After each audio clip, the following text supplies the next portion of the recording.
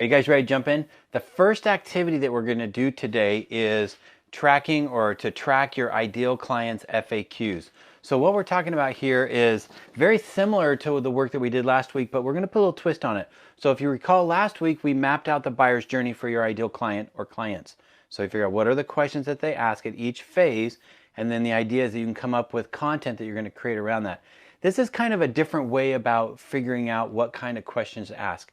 Really what you're going to do, and it's not on the document here, but what I'm going to ask you to do is for the next 30, 60, 90, really ongoing 30, 60, 90 days, is track every question that you receive and have your CSRs track all the questions that they receive. And what you're going to do is you're going to make a list, whether it's on a piece of paper or in Excel, it doesn't really matter. But what you want to do is just keep track of every question that they're asked. You don't have to write the answers, you just have to keep track of the questions. And whenever someone asks you the same question, you can put a little check or a little X by it. What we want to do is in about a 2-month or 3-month period after you've been doing this for a while, look and see which are the questions that you're being asked the most. The questions that you're asked the most become our FAQs, or our frequently asked questions. And it's always great. A lot of time agencies will have a website page that just has all of this information, like here's our top questions. But we want to do this at the producer level. So you are also answering questions with your tone and your superpowers infused, so that way you can let people get to know you as well as get the answers to their frequently asked questions. So this is what we're doing in this one. Let's just jump forward a page and you can look at this a little bit closer. Let me zoom in here. The Boss Social Engagement Tool, track your ideal client's FAQs. The instructions: create a list of your top 5 FAQs, and you can do that from reviewing the Mapping Your Buyer's Journey from Sprint 2, or, like I just said, if you track this. So some of this you're going to say, oh, I can kind of guess at it now, but come back to this in a month, come back to this in 2 months, and when you've really got that FAQ, let's say, what are the top 5 FAQs that I have received? And so we're going to figure out what those are, and you're going to write them in right here. What are my frequently most asked questions? And then we're going to decide, how do we want to communicate the answer for those questions to our people? Is it an article? So you write an article and you post it, very similar to the FAQ template we used last week. Do you want to shoot a video? Or is it a simple question that you could just answer via a post, a social post? And then this next column is your calls to action, or as I call it, your calls to engage. Can you think about where they're at in their journey? If they're in the awareness phase, and this, when you look at these questions, you can say, okay, is this an awareness phase?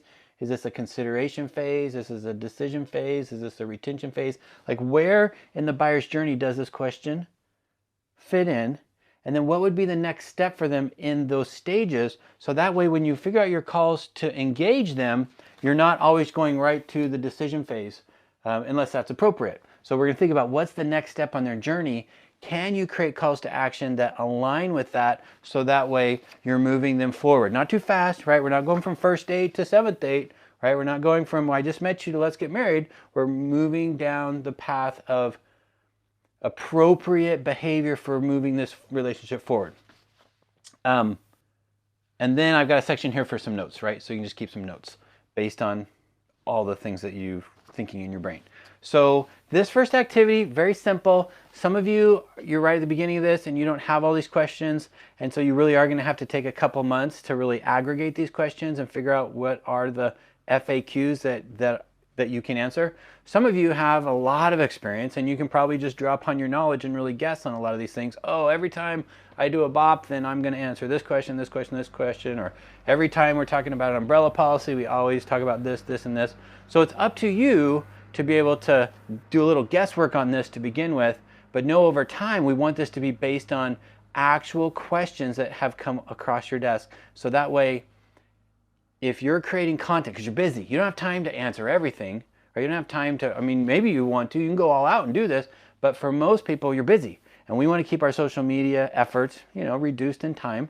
So you want to answer the frequently asked questions, because people online that are searching, they're more likely to ask that question, the one that's been asked the most, than maybe some of the more obscure, even if they're interesting questions. So that's this activity. Very simple, but it's a great way for you to find out what are the FAQs. And one thing I will tell you, especially for you principals,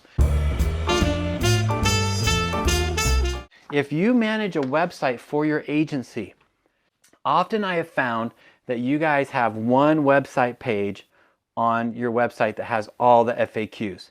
And some of them are pretty smart and they're very nice for the reader. They click it and then it expands and answers the question and then it goes back up. You know, there's different ways you can do that.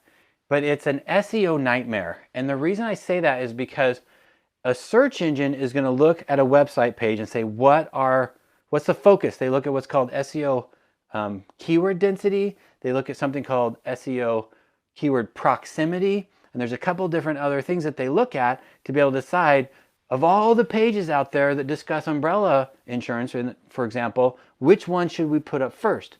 Well, if you have an FAQ page that answers 10 or 15 different FAQs, then the keyword density for any of those individual questions is getting muddled up or is muddied up by all of the keywords around the other ones. So my best recommendation is you can have a page that has a list of all of those questions, but when they click that link, have it go to a unique page that is optimized just around that specific question. And that page is going to find itself ranking higher and showing up more often in the search results. And it's also easier too when you share it with people, because if you say, hey, oh, I have that answer to that question. You're talking to your friend or a prospect and you say, oh, here, let me send you a link. And they send you a link and it takes them to a general FAQ and they got to look down and figure out where that question is. Where if you have that question on just one page, then when you send them the link, you know, you're talking to someone and they say, oh, I don't know about how to do this. You say, oh, I actually answered that in a small video. It's on my website. So whether it's the LinkedIn article or it's a website page on your agency website, you give them the link to that exact one page. And when they get there, it's just exactly what they need. And then from there, of course, you could have a sidebar that says, see our other FAQs and things like that. Like you can move them around. But you want to make it as simple for Google to optimize your page, and you want to make it as simple for the reader to find exactly what you want when you're dishing that out.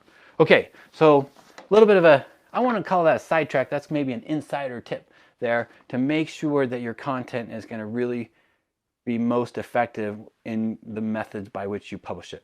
So go to work, do this one, and then don't forget that you got a few more videos down below. Watch those. Again, I would say watch all of them just to get your head around the different options and then decide which ones you want to do now, or by the end of this week, you'll be setting up your weekly execution plan.